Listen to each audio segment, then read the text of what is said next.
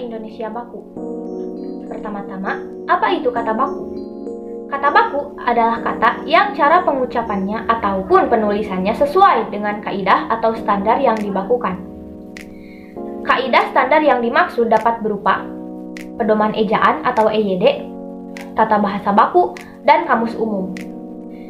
Sementara itu, fungsi penggunaan kata baku yang pertama adalah sebagai pemersatu.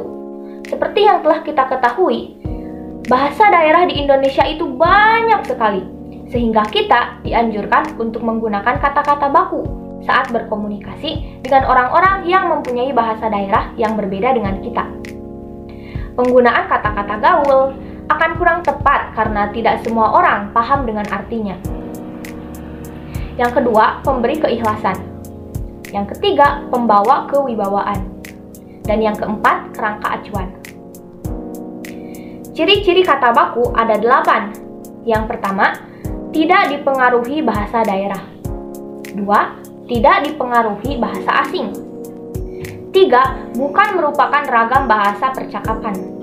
Artinya, seperti yang telah kita bahas tadi, bukan merupakan kata-kata gaul atau slang yang biasa digunakan saat santai dan tidak resmi.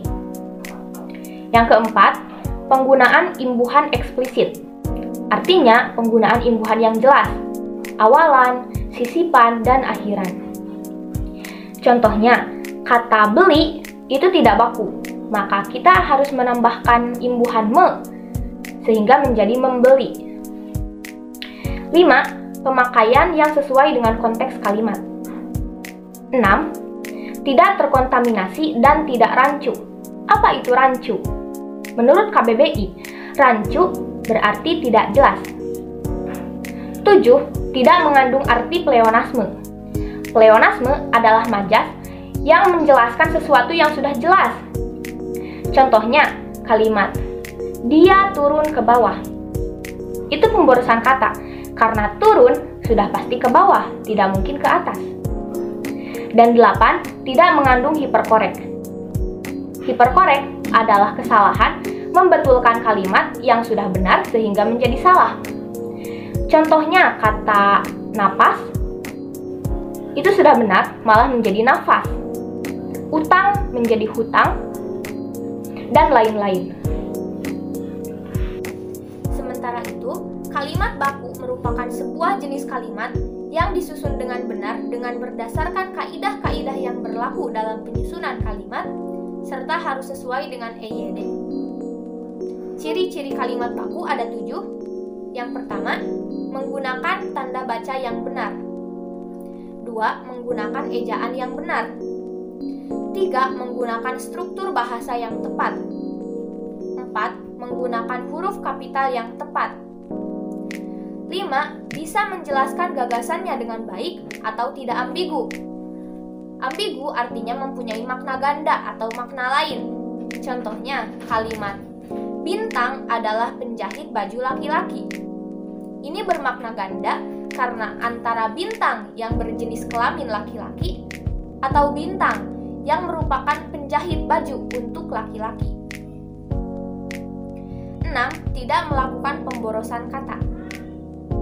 Contohnya pada kalimat para perempuan-perempuan. Itu pemborosan kata ya, karena di awal sudah ada kata para yang menjelaskan bahwa itu adalah jamak. Maka seharusnya tidak perlu lagi ada pengulangan pada kata perempuan. Kecuali jika di awal tidak ada kata para. 7. Mempunyai kepaduan antar kata.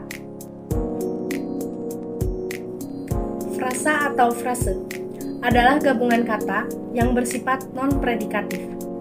Artinya, frasa hanya terdiri dari salah satu fungsi.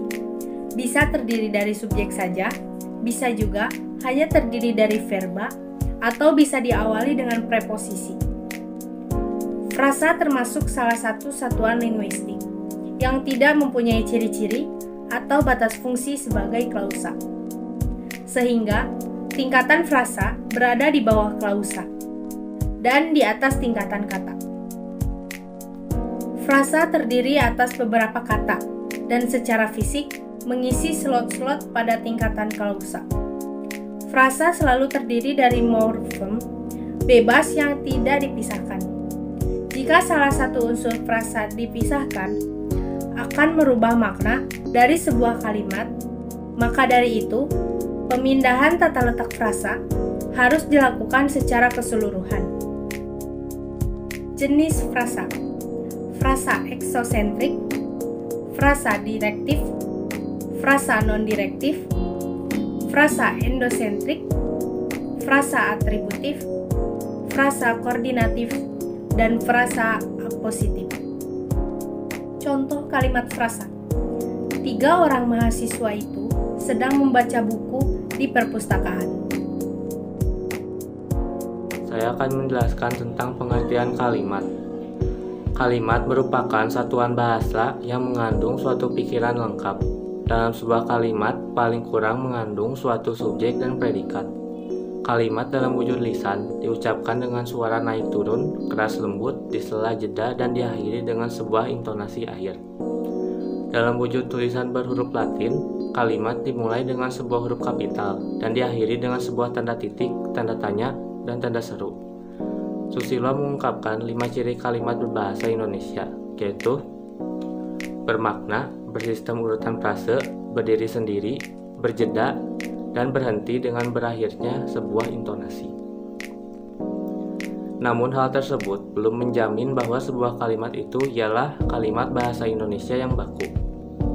Berikut adalah beberapa pengertian kalimat menurut para ahli. 1. Menurut Krida Laksana. Kalimat menurut Krida Laksana merupakan satuan bahasa yang secara relatif berdiri sendiri, mempunyai pola intonasi final, dan secara aktual maupun potensial terdiri dari klausa. 2. Kerap. Kalimat menurut Kerap menyatakan bahwa kalimat sebagai satu bagian dari ujaran yang didahului dan diikuti oleh kesenyapan, sedangkan intonasinya menunjukkan bagian ujaran itu sudah lengkap. 3. Menurut Alwi.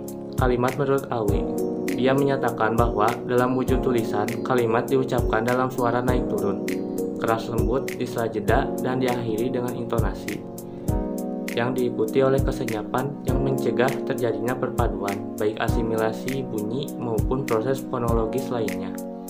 4. Menurut Radjowijo, kalimat menurutnya adalah bagian terkecil dari suatu ujaran atau teks yang mengungkapkan pikiran yang utuh secara ketatabahasaan. 5. Menurut Slamet Muljana, kalimat menurutnya adalah sebagai keseluruhan pemakaian kata yang berlagu, disusun menurut sistem bahasa yang bersangkutan. Mungkin yang dipakai hanya satu kata, mungkin lebih. Kalimat merupakan satu kesatuan bahasa yang memiliki fonem dan morfem.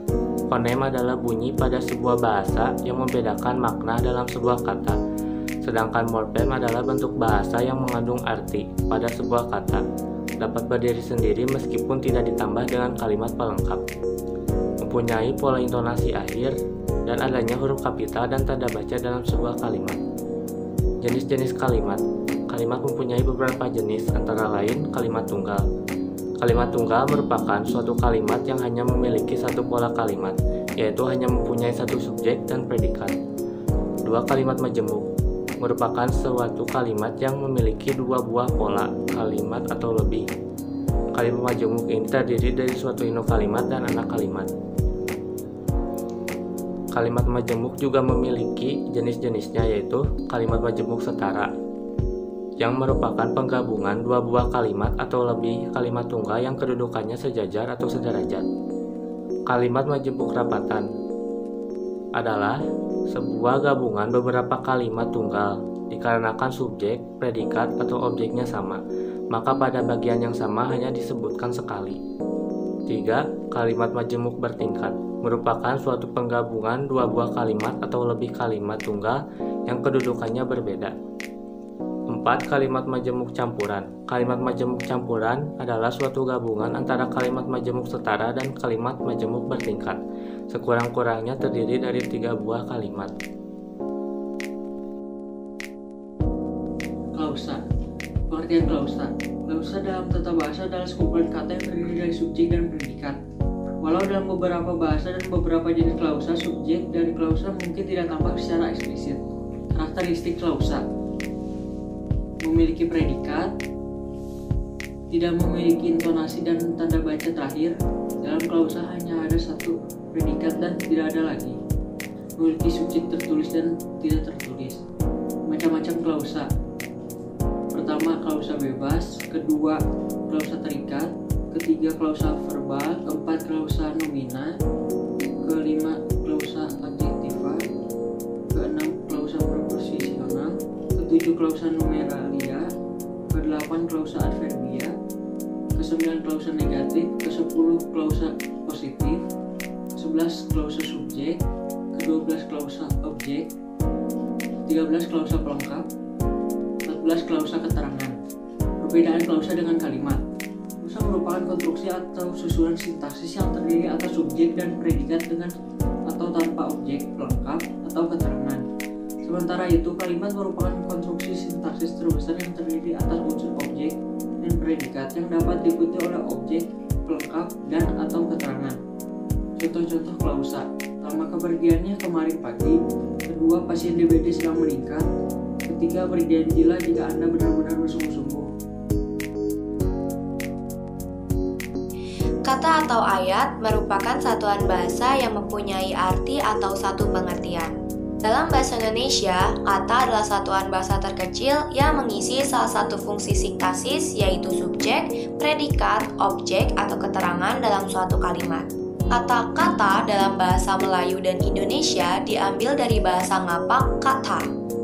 Dalam bahasa Sanskerta, kata bermakna konversasi, bahasa, cerita, atau dongeng.